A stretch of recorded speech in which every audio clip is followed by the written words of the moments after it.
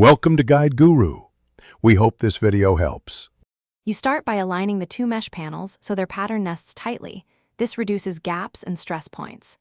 Once aligned, clamp or weight the seam to hold position, then mark tie points every 3-4 inches along the overlap.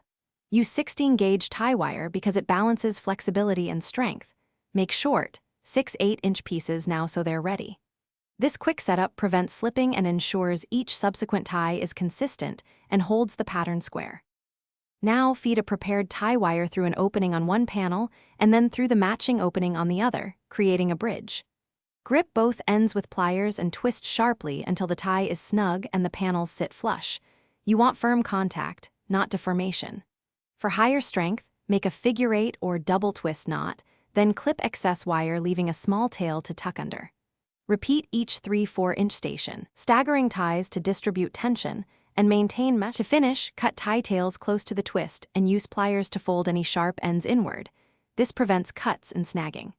Tap knots flat with a hammer if they protrude, then run your hand, wear gloves along the seam to feel for uneven tension or gaps. If a section puckers or pulls away, loosen the nearest ties slightly, realign the panels, and add an extra tie there. This fixes localized stress without disturbing the whole seam, simple, effective, and durable. Thanks for watching. Consider subscribing if we helped you today.